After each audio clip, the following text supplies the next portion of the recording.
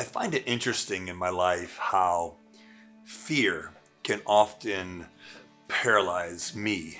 Um, Fear of not knowing, fear of not knowing what's going to happen, fear of not knowing how to handle a certain situation. I think so many people in their lives, especially when it comes to talking about Jesus, carry a little bit of fear when they talk to others. It's the fear of, what if they ask me a question I don't know the answer to, or what if they ask me about a verse that I'm not familiar with. And I think sometimes because we don't have the entire Bible memorized, there are people that just carry a fear of sharing their love and their faith with others because they're afraid of being asked a question they don't know the answer to. And I want to just take a moment. Is Acts chapter 4 is really an interesting story where Peter and John are teaching about Jesus.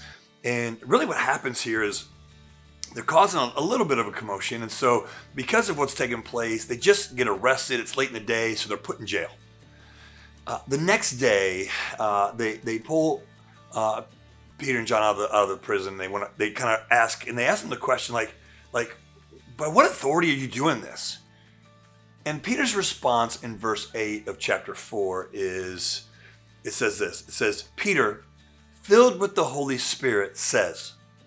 Now what's interesting about this is that the filled with the Holy Spirit phrase, and what that means to us, and what the scriptures teach us about the Holy Spirit in our lives.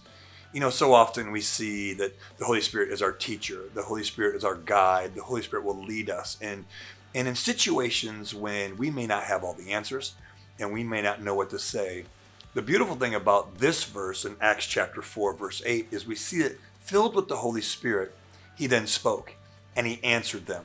So what we can see here is that the Holy Spirit gave him the words he needed to say. The Holy Spirit helped them. I want to encourage you today that there's no fear that you should carry as you set out to share your faith with others, because the Holy Spirit is with you. And if you're ever asked a question that you don't know the answer to, I encourage you, just take a moment and pray and allow the Holy Spirit to speak through you. Don't be afraid, because filled with the Holy Spirit, he answered their questions. And I believe as you move forward, filled with the Holy Spirit, you'll be able to do what God's called you to do as well. God bless you and have a great day.